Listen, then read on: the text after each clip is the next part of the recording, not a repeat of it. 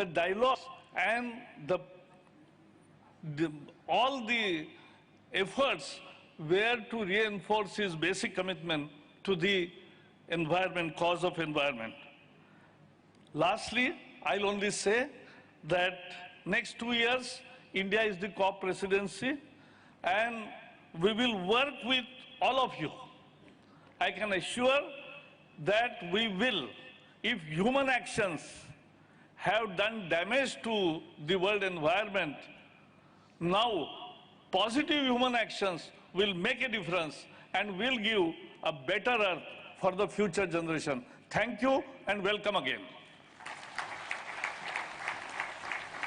Thank you, Honourable Minister, sir, for highlighting the various initiatives which India is taking under the leadership of Honourable Prime Minister Modi towards ensuring a growth which is resource-oriented, environmentally sustainable and equitable, taking care of our flora and fauna. And our next speaker, ladies and gentlemen, is a man of a vision and determination who has almost more than 40 years of extensive experience towards environmental governance and also the management of natural resources and sustainable development. In fact, he advanced the recalibration of the United Nations Integrated Strategy for the Sahel as a special advisor to the Secretary General for Sahel. He also served as the Assistant Secretary General and the Deputy Executive Director of the United Nations Environment Programme, where he was instrumental in shaping the organization's strategic vision and the mandate. The personality in expression, ladies and gentlemen, is Excellency Mr. Ibrahim Theo, the Executive Secretary of UNCCD, whom I now request to kindly address this august gathering. He, ladies and gentlemen, is going to be speaking in French and English, so you can use your headsets. Thank you.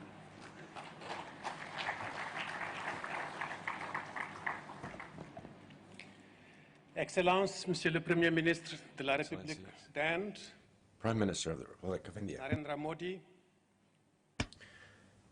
Mr. Narendra Modi.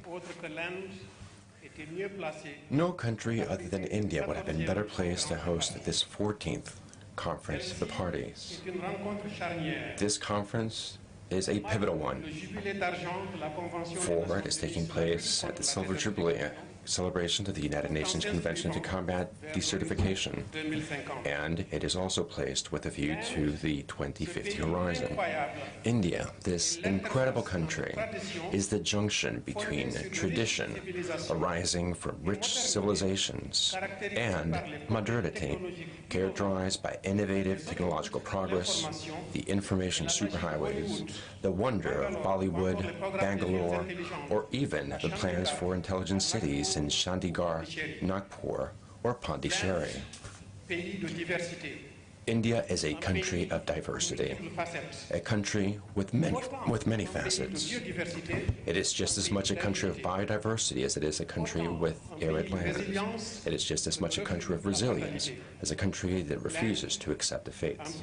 India is a country with hospitable people, where it is just as much a country of biodiversity as it is a country with arid land. It is just as much a country of resilience as a country that refuses to accept defeats. India is a country with hospitable people, where in the streets people welcome you spontaneously with a smile on their face, their lips saying, Svadgay. Excellency Dr. Ralph Gonsalves, Prime Minister of St. Vincent and the Grenadines. Ms. Amina Mohammed, Vice Secretary General of the United Nations.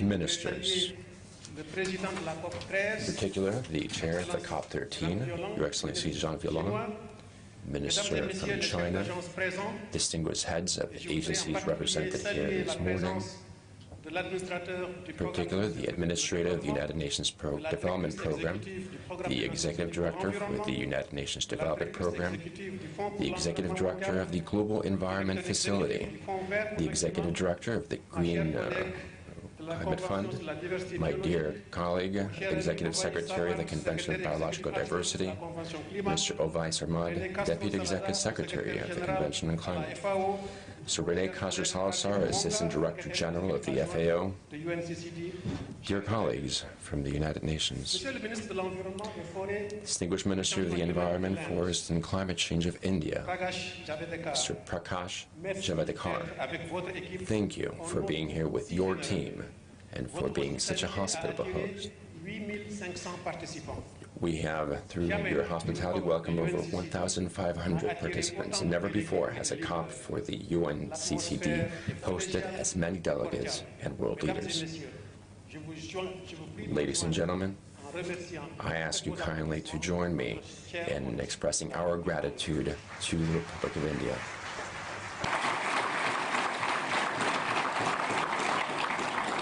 Excellencies, ladies and gentlemen, the UNCCD staff in Bonn recently celebrated the arrival of the newest member of the Secretariat's family. Our colleague Omer and his wife Bashak had just welcomed their newly born Daphne into the world. For sure, the two parents will do their utmost to ensure a bright future for Daphne. Yet, the future of a child is not in the hands of the parents alone, but of humanity at large. This reminds me of Kofi Annan's Nobel lecture, where he reflected on the life ahead for a young girl born in Afghanistan on that day. It wasn't a future any one of us would want for a child. A life centuries rather than miles away from her peer group in wealthy nations. And nearly 20 years later, I am not sure the outlook has really changed. So given our 25 years anniversary theme of growing the future together, it made me wonder, what can we achieve today to justify their confidence in us, to ensure that 25 years from now, the children born today will see their families growing up in a safe, prosperous, and equitable society, where that young girl is a reminder of how far we have come, not how far we have to go. There is no escaping the powerful timing of this COP. On one hand, we have just had the IPCC report laying out the science of why the connections between land, climate, and biodiversity can either threaten or strengthen human well-being. On the other hand, we are just about to have the 5 UN summits in New York, laying out options to get back on target for climate change and the Sustainable Development Goals. So the agreements we reach here about how to restore, protect, and manage our land on a massive scale, and how to trigger a seismic shift in private sector partnerships to make it happen, can immediately help ramp up the ambition of action plans for everyone involved. As land is one of the biggest carbon sinks available, we must use this window of opportunity to make more stakeholders realize that even beyond a financial return of as much as 30-to-1 for restoration, or social returns for millions of jobs in energy, technology, tourism, or agriculture, any investment in land creates a whole range of spillover benefits to fuel that cycle. For example, restoring 350 million hectares of degraded land by 2030 could generate up to $9 trillion in ecosystem services and sequester up to 26 gigatons of greenhouse gases. Nice numbers, but what do they actually mean for people around the world? For herders and on the rangelands of Jordan and Egypt, they mean reinstating traditional land management that stabilizes incomes and reduces conflicts. For tea growers in Vietnam, China, India, and Sri Lanka, they mean using natural fertilization and pest control to transform their plantations from red stumps to robust yields. For rice farmers in Madagascar, they mean swapping slash and burn monoculture for a basket of techniques that could see their crops diversify and grow by 40%. And for ranchers in the tropical Andes, they mean using pasture rotation, biogas, and water systems to improve the health of the meadows, the biodiversity, and the cattle, even doubling their milk production. What's more, all these projects have three things in common. First, women are equally involved in the decisions, implementation, and benefits, whether that's through greater financial security, stronger land rights, new skills, or simply not having to work for hours to get water. Second, those examples are all projects of the Global Environmental Facility that are being delivered through partnerships with governments, NGOs, scientists, local communities, and our sister agencies across the United Nations. And third, leveraging that inclusive and collaborative approach will see both the reach and the pace of change scaled up dramatically, especially if we can align them with some of the ambitious cooperation programs already taking root, such as the Initiative 2020 in Latin America and the Caribbean, the Great Green Wall of Africa, or the Green Belts of China and India, to name just a few. Ladies and gentlemen, combining our land with those three little concepts of equality, partnerships, and scale could take us a very long way towards our common goals. Just a year into this century, Kofi Annan's remarks acknowledged that we were already violently disabused of any hopes that progress towards global peace and prosperity is inevitable. When he asked us to confront it, we nodded, applauded, and carried on as before. So by the time that young girl he spoke of reached her teens, we had degraded over a fifth of our land.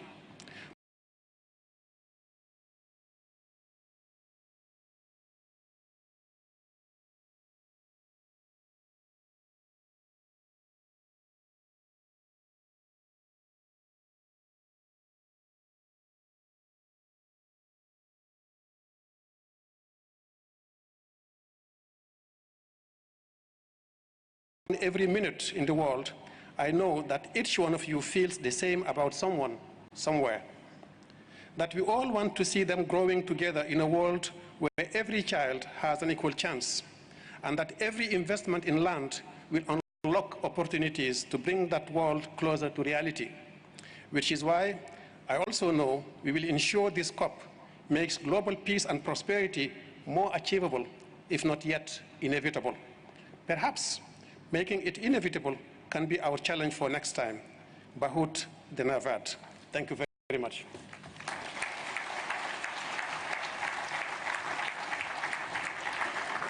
Thank you, sir, for your message and also reminding us that each one of us have a greater responsibility for someone, somewhere, and towards creating a planet and a growth which is more equitable and sustainable. Thank you so very much. And now, ladies and gentlemen, it's my honor to request our next speaker, who earlier as the Environment Minister of Nigeria has played a very important role towards Nigeria's efforts on climate action and on sustainable development. Prior to this, she's also been the special advisor to the then Secretary General of United Nations, Ban Ki-moon, on the post-2015 development agenda, and she has been instrumental in bringing in the 2030 agenda for sustainable development and the Sustainable Development Goals. Presently, ladies and gentlemen, she is in the most coveted position of the Deputy Secretary General of United Nations. It's my pleasure to be inviting and requesting Excellency Ms. Amina J. Mohammed to kindly address this august gathering.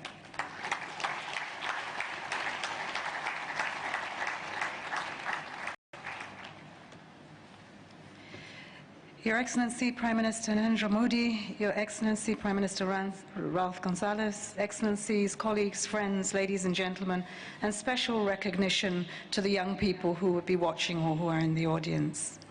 My deep appreciation to the Government of India for hosting this conference, and in particular to Prime Minister Modi for his vision and his leadership. To the Executive Secretary, my brother Ibrahim Tio, for the opportunity to highlight the unprecedented expectations on your work here. These times are not normal, and they are critical. And we need to start a massive effort to take the solutions that we are discussing here today to scale, to move beyond the negotiation and the planning to action and impact, individually and collectively at the country level.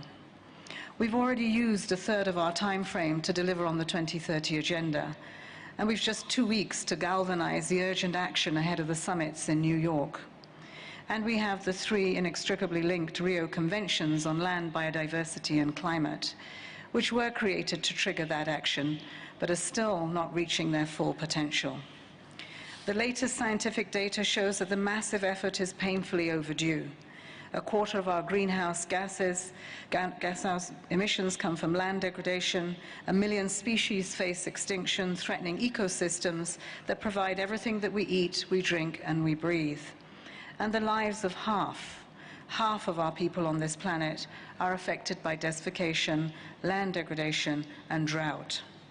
What's worse is that the unhealthier our land becomes, the more dangerous the implications will be for all of us. So we can't really afford to ignore that the loss of land and ecosystem services shrinks GDP by 10% a year, nor can we ignore the increases of the likelihood of violent conflict or forced migration that affects mostly our women and our children. And those risks, with millions of people already feeling the effect, are spreading across the planet. From the dip in Germany's industrial output because drought hit the Rhine shipping last year, to the soil loss costing the United States up to $44 billion every year, from the forest fires of the Arctic or the Amazon, to the sandstorms and the droughts in the Middle East or the Sahel, and from the small island states and coastal communities that are fraying around the edges, to the Himalayan communities where women and girls spend more time collecting firewood than they did when this convention was born. Right across the planet, when the land suffers, so too do the people. Yet if we act with a sense of urgency and ambition, that the same land holds a credible number of solutions that we are all looking for. Solutions that will let people thrive, not just survive. And I believe everyone in this room and beyond is committed to that. To my mind, we can do 3 things to step up the ambition, speeds, and results of our action. First, let's try to move out of our silos, our individuality, that constrain us, and our ambition. Cooperation and action that delivers multiple benefits must be a priority for all of us. For example, we know that 820 million people are still going hungry, and that crop yields are dropping as demand for food is set to increase by 50% in the coming decades. Restoring 150 million hectares of farmland could feed 200 million more people every year. At the same time, it would provide greater resilience and over 30 billion a year in increased income for small stakeholders, and sink an additional 2 gigatons of carbon dioxide a year. Second, let's deploy and invest our resources wisely.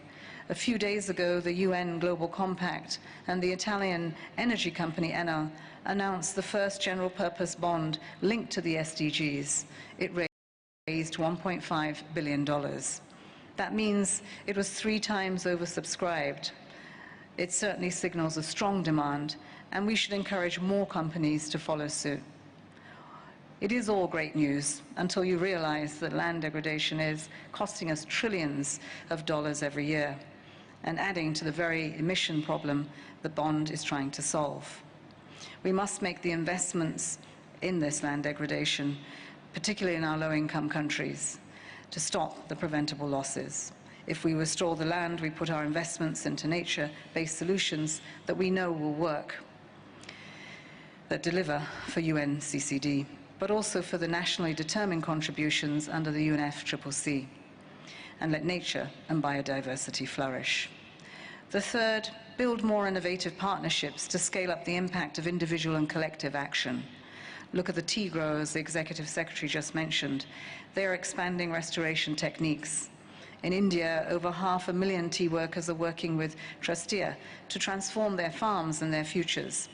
In turn, Trustia is working with the GEF, UN Environment, and the Rainforest Alliance to scale up impact across 4 countries and improve consumer choices around the world.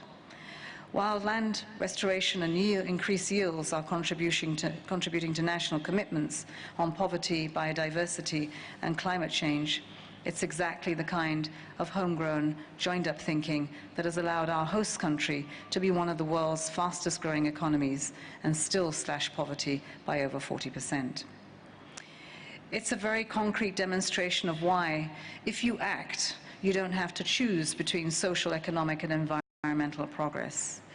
In each of our communities and each of our countries, we can and we must have all of them in an integrated response to the challenges that we face today. And that's why I'm delighted that this COP is urging each party and each stakeholder to take bolder action on a much bigger scale. But it also aligns so closely with those three drivers: to break down the silos, to invest wisely in sustainable management of resources and land restoration, and is building up the partnerships that will accelerate the urgency of the change that we need. Excellencies, ladies and gentlemen, we no longer have the luxury of spending the next 10 years debating the targets. We have 2 weeks to move our common agenda in the right direction, to bend the curve on a planet of less than 2 degrees towards action and impact. We can start with one opportunity: one child, Daphne, one woman, one man, one tea farmer, one business, one land restoration project. Then we scale it up, speed it up, join it up. It is in these critical times that our individual and collective responsibilities will be needed now, even more than they ever have been. It's a massive effort, but together we can lift and achieve the aspirations of the climate agenda. I thank you.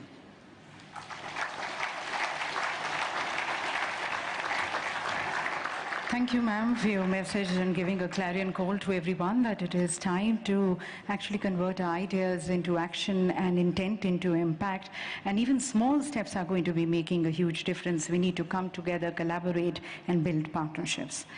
And now, ladies and gentlemen, inviting another world leader, the Honorable Prime Minister of St. Vincent and the Grenadines, who's been the Prime Minister for more than 18 years, and he stands extremely passionate about realization of the Sustainable Development Goals and also the global environmental governance. He, ladies and gentlemen, is also an authority on the politics of climate change. I request Excellency Dr. Ralphie Gonsalves, the Honorable Prime Minister of St. Vincent and Grenadines, to address this august gathering.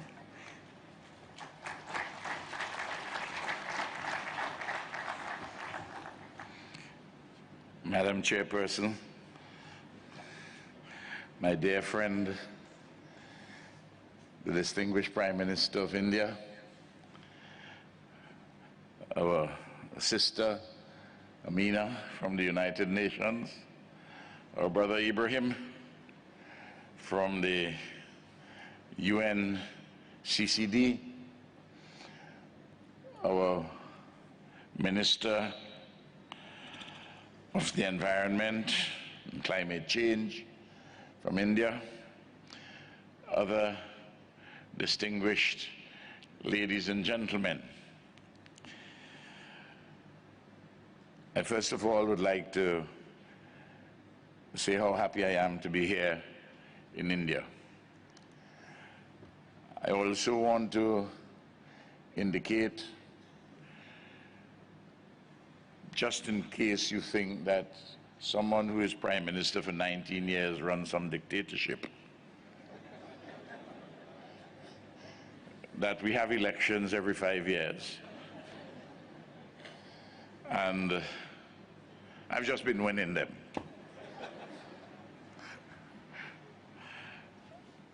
I want also to see if I can add some value to what has been said already.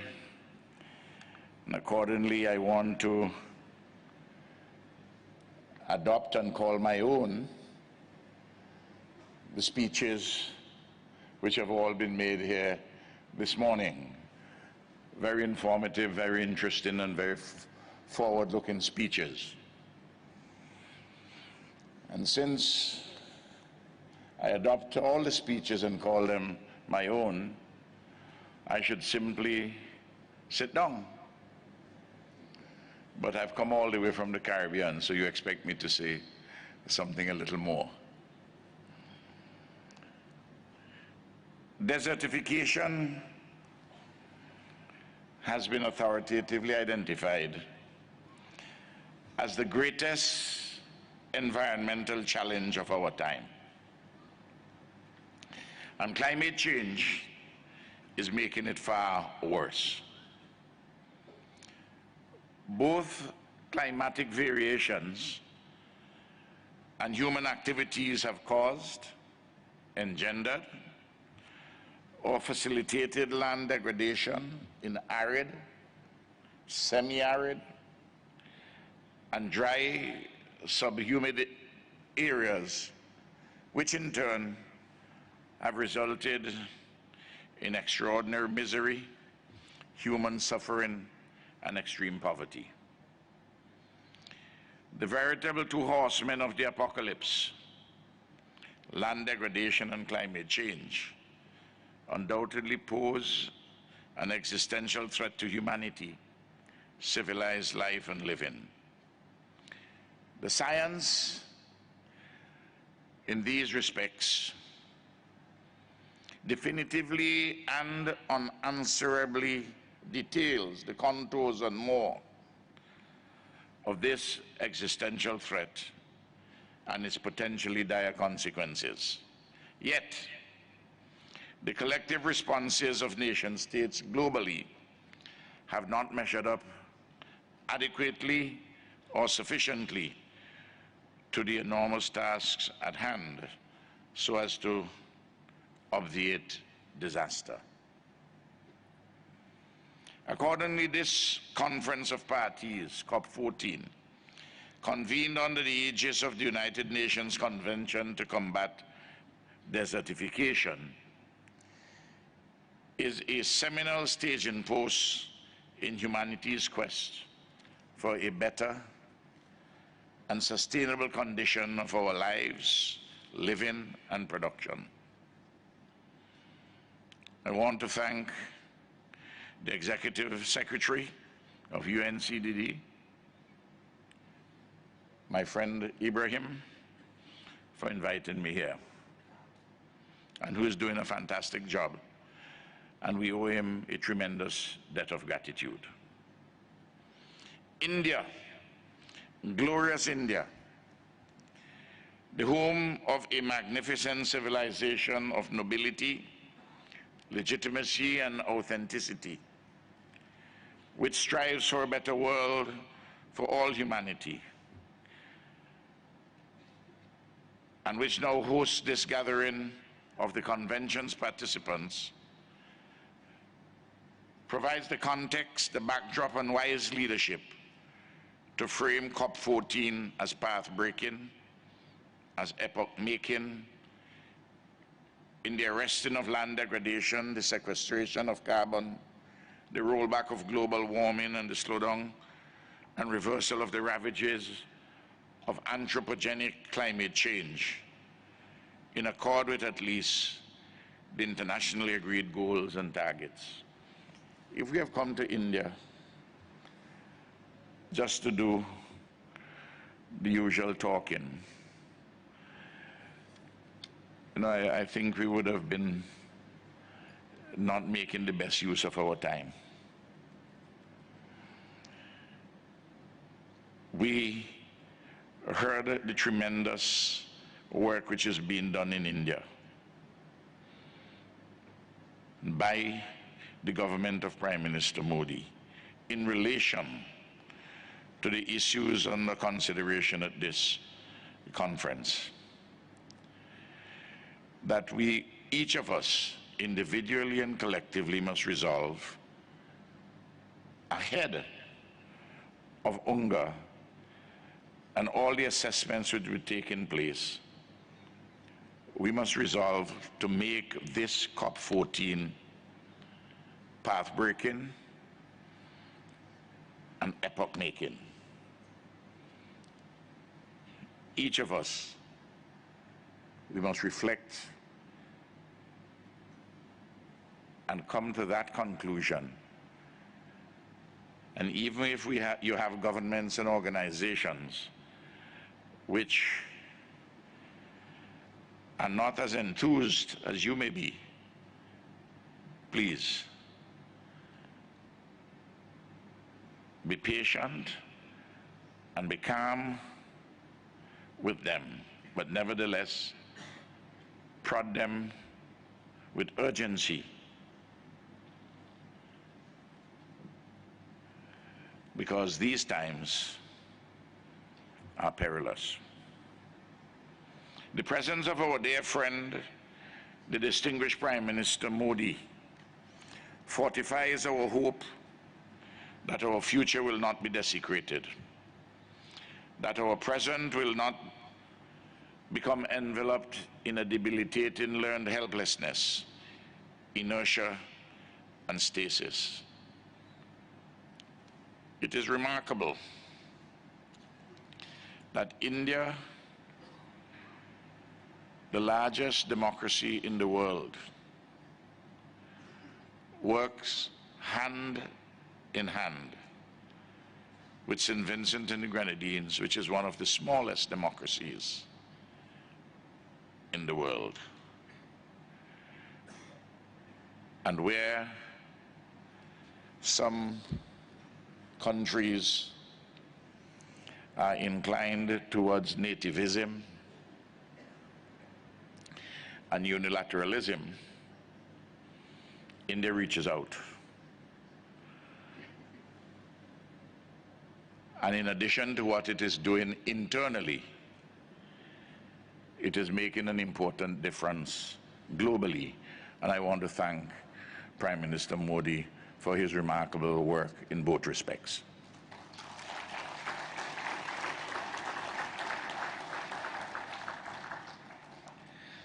I just want to say this parenthetically.